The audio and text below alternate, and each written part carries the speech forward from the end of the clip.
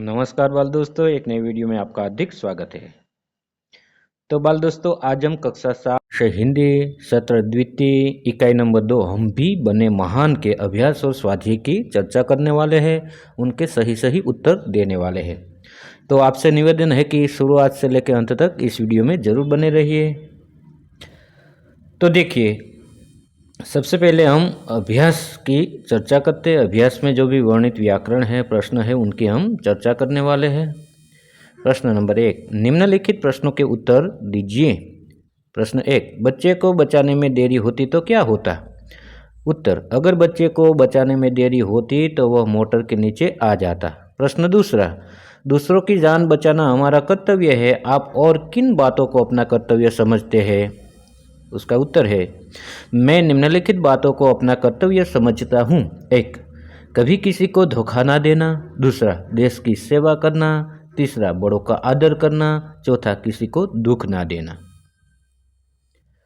प्रश्न नंबर 3, मुख्य अतिथि को द्वार पर ही रोक देना सही था, क्यों? उत्तर, स्कूल में समारोह था और उनमें नियम बनाया गया था, जिसके पास निमंत्रण पत्र हो उन्हीं को प्रवेश दिया जाए। मुख्य अतिथि के पास निमंत्रण पत्र नहीं था, इसलिए उन्हें द्वार पर रोक देना ही सही था। प्रश्न नंबर 4, आपको कहाँ कहाँ पर भेदभाव की नीतियाँ दिखाई देती है? उत्तर, हमारे समाज में बेटा और बेटी में, गरीब और अमीर में, ऊंच नीच में और सरकारी दफ्तरों में, जान पहचान वाले में भेदभाव की नीतियाँ दिखाई देती है। प्रश्न नंबर 5, सफल होने के लिए हमें क्या करना चाहिए? उत्तर, सफल होने के लिए हमें मेहनत करनी चाहिए। रात दिन मेहनत करेंगे तभी सफल होंगे। हमें अपनी गलतियां सुधार कर मेहनत करनी चाहिए। प्रश्न नंबर 6, आप किसको प्रामाणिक इंसान कहते हैं? उत्तर, जो व्यक्ति अपनी मेहनत की कमाई के सिवाय और किसी का धन नहीं लेता, उसे हम प्रामाणिक कहते हैं। प्रामाणिक इंसान वही है जो वस्तु का सही दाम देता है। प्रामाणिक अधिकारी कभी रिश्वत नहीं लेता। जो इंसान गरीबी सहन कर सकता है लेकिन ज़्यादा धन के लालच में दूसरों को लूटता नहीं, वही प्रामाणिक है। प्रश्न दूसरा, आपने कोई घटना या प्रसंग सुना हो या पढ़ा हो, उसे कक्षा में कहिए। कक्षा में प्रस्तुत की गई घटना या प्रसंग में से किसी एक को अपनी भाषा में लिखिए। तो बाल दोस्तों, हमें यहाँ क्या कहा है कि घटना या प्रसंग हमने कोई सुना हो तो उसके बारे में यहाँ लिखना है अपनी भाषा में। तो देखिए उत्तर, गांधी जी साबरमती आश्रम में रहते थे। आश्रम का एक नियम था, भोजन करते वक्त भोजनालय का दरवाज़ा बंद किया जाता था। एक दिन महादेव देसाई देर से आए, दरवाज़ा बंद हो चुका था, तो उन्होंने एक गाना गाया, मंगल मंदिर खोलो गांधी जी, और आश्रम के सभी लोग जोर से हंसने लगे। उनकी आवाज़ की रिकॉर्डिंग अभी तक साबरमती आश्रम में लाइट एवं साउंड में शो में सुनाई जाती है। प्रश्न तीसरा, चर्चा कीजिए। यदि पक्षी बोल पाते तो पेड़ों की कटाई के विषय में वे आपसे क्या कहते? उत्तर है, पक्षी पेड़ काटने वाले को देखकर तोता बोलता, यह तो आम का पेड़ है, आम मुझे बहुत पसंद है, अगर पेड़ कट गया तो मैं कहाँ से आम खाऊंगा? कोयल कहती है, अगर पेड़ कट गया तो मैं अपना घोंसला कहाँ बनाऊंगी? मेरे बच्चे कहाँ पर रहेंगे? अरे भाई, पेड़ मत काटो, पेड़ से छाया मिलते है, सब लोग विश्राम करते हैं, पेड़ हमें बहुत उपयोगी है, उसे मत काटो। दूसरा प्रश्न है, यदि धरती बोल पाती तो मनुष्य के बारे में ईश्वर से क्या शिकायत करती?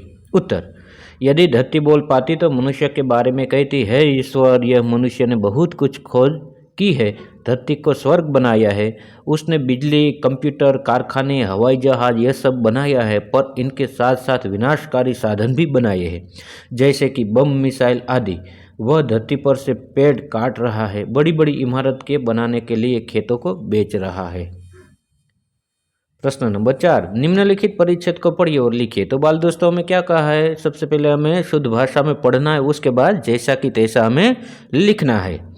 किसी ने स्वामी विवेकानंद से पूछा, सब कुछ खोने पर भी मनुष्य के पास क्या होना जरूरी है? स्वामी विवेकानंद ने कहा, उस उम्मीद का होना जरूरी है जिसके बलबूते पर हम खोया हुआ सब कुछ वापस पा सकते हैं। प्रश्न 5, निम्नलिखित परिच्छेदों में उचित विराम चिन्ह लगाकर लिखिए। तो बाल दोस्तों, यहाँ विराम चिन्ह नहीं है। हमारी पाठ्य पुस्तक में जो ये पैराग्राफ परिच्छेद दिए हुए हैं उसमें विराम चिन्ह नहीं है, उसे हम सही ढंग से विराम चिन्ह हमें लगा देना है। तो ये हमारे पाठ्य पुस्तक में ये पैराग्राफ है, उसका उत्तर करके मैंने यहाँ लिखा है, विराम चिन्ह लगा के। बात पुराने जमाने की है, उसके बाद क्या, खड़ी पाई डंडा, पूर्ण विराम गुजराती में कहते हैं। उन दिनों देवताओं और दानवों में युद्ध होता रहता था, फिर खड़ी पाई डंडा। दोनों पक्ष मिलकर एक बार प्रजाति के पास गए, खड़ी पाई डंडा। वहां जाकर बोले अल्प विराम और कोमा, मान्यवर हम दोनों ही आपके संतान हैं, पूर्ण विराम। बताए कि हम दोनों में बड़ा कौन है, प्रश्न चिन्ह और इन्वर्टेड कोमा पूरा। तो इस प्रकार से ये दोनों परिच्छेद, उनमें हमें क्या करना है, विराम चिन्ह लगा देना है हमें।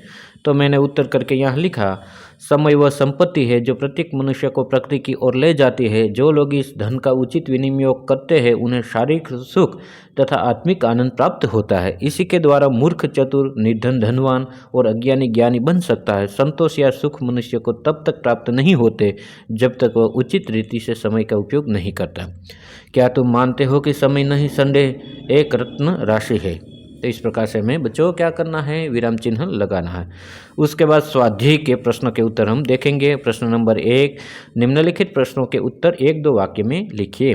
प्रश्न 1, लड़के ने रोने का क्या कारण बताया। उत्तर, लड़के ने रोने का कारण बताया कि उसके पास एक चवन्नी थी जो कहीं गिर गई थी, अगर वह नहीं मिली तो उसकी माँ उसे बहुत पीटेगी। दूसरा प्रश्न, नरेंद्र बड़ा होकर किस नाम से प्रसिद्ध हुआ। नरेंद्र बड़ा होकर स्वामी विवेकानंद के नाम से प्रसिद्ध हुआ।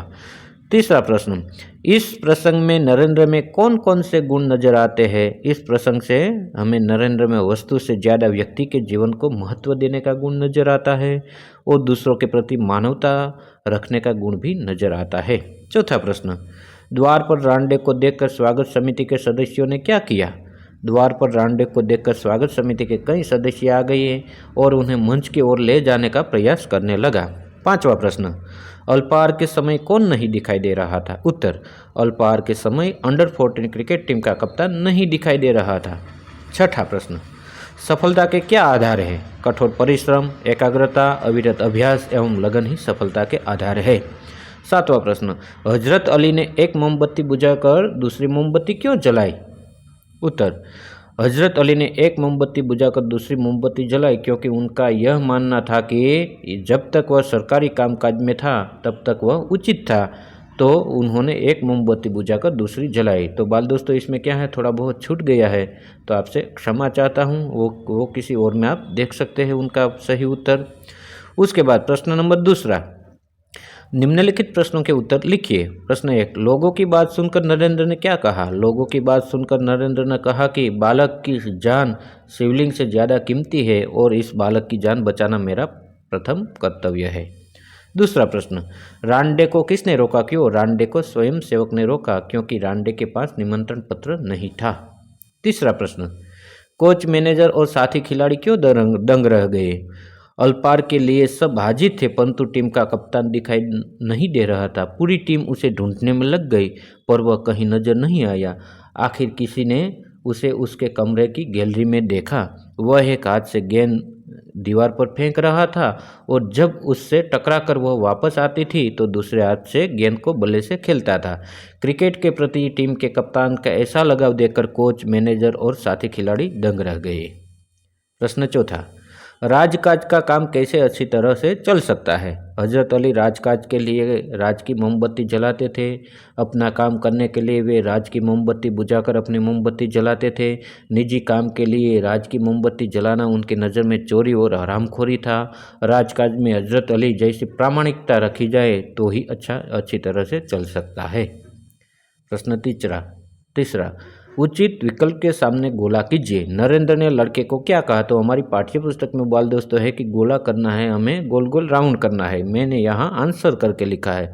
नरेंद्र ने लड़के को क्या दिया, तो कि नरेंद्र ने लड़के को चवन्नी दी थी, तो उनका सही जवाब बी आएगा, चवन्नी। उस पर आप गोल कर दीजिए अपने पाठ्य पुस्तक में। समारोह के मुख्य अतिथि कौन थे। महादेव गोविंद रांडे, डी। 3, स्वयंसेवक क्या देखकर लोगों को यथास्थान ले जा रहा था। निमंत्रण पत्र। 4, स्वागत समिति के सदस्य रांडे को किस ओर ले जाने का प्रयास कर रहे थे। मंच की ओर, तो मंच आएगा। 5, किसे ढूंढने के लिए पूरी टीम लग गई। कप्तान को। चौथा प्रश्न, कोष्टक में से 2 से शब्दों को चुनकर समानार्थी शब्दों की जोड़ बनाइए और प्रत्येक शब्द का वाक्य में प्रयोग कीजिए। हमारे सामने बच्चों पाठ्य पुस्तक में एक कोष्टक है, उसमें से समानार्थी शब्द ढूंढना है, फिर उसकी जोड़ बनानी है, उसके बाद दोनों का वाक्य में प्रयोग भी करना है। तो देखिए, कामयाबी को सफलता भी कहते हैं। दोनों का वाक्य प्रयोग करते हैं। अमेरिका के अखबार एक हिंदुस्तानी नौजवान की इस शानदार कामयाबी पर चकित थे। अमेरिका के अखबार एक हिंदुस्तानी नौजवान की इस शानदार सफलता पर चकित थी। दोनों का मतलब एक ही होता है। दूसरा, ख्याल यानी कि विचार। वाक्य, उस वक्त मेरे दिल में क्या ख्याल आ रहे थे, उस वक्त मेरे दिल में क्या विचार आ रहे थे। दोनों का मतलब एक ही होता है क्योंकि बच्चों समानार्थी शब्द है। तीसरा, नुकसान यानी कि हानि। बारिश ज़्यादा होने से किसानों को नुकसान हुआ, बारिश ज़्यादा होने से किसानों को हानि हुई। चौथा, प्रसिद्ध तो कि विख्यात। उस व्यक्ति का नाम प्रसिद्ध हो गया, उस व्यक्ति का नाम विख्यात हो गया। दोनों का वाक्य में बच्चों प्रयोग कर देना है इस प्रकार। जांच यानी परीक्षण। मैं सभी की अलग अलग जांच करूंगा, मैं सभी का अलग अलग परीक्षण करूंगा। अमीर तो कि धनवान। वह अमीर होकर भी मेहनती है, वह धनवान होकर भी मेहनती है। तो बाल दोस्तों, ये था आज का वीडियो। ये वीडियो आपको कैसा लगा? यदि आपको इस वीडियो अच्छा लगा तो वीडियो को एक लाइक कर देना, प्यारा सा कमेंट कर देना और अपने बाल दोस्तों को भी शेयर करना। और हाँ बाल दोस्तों, अभी तक आपने मेरी इस यूट्यूब चैनल सूरज साहेब नाम की चैनल को सब्सक्राइब नहीं किया है तो प्लीज़ एक बार सब्सक्राइब भी जरूर कर देना। क्योंकि बाल दोस्तों, मैं इस चैनल में कक्षा 5वीं से लेकर 8वीं कक्षा के बच्चों के लिए गुजराती, हिंदी, संस्कृत के कोई भी पाठ की समझ हो, कविता की समझ हो, स्वाध्याय के प्रश्न के उत्तर हो, अभ्यास के प्रश्न के उत्तर हो, स्व अध्ययन पोथी सॉल्यूशन हो, सभी इस चैनल में मैं डालता हूं। तो कृपया करके ज़रूर इस चैनल को सब्सक्राइब कर लेना और भी वीडियो की ज़रूर एक बार मेरे चैनल पर जाके मुलाकात लेना। तो बाय बाय दोस्तों, मिलते हैं अगले वीडियो में। नमस्कार।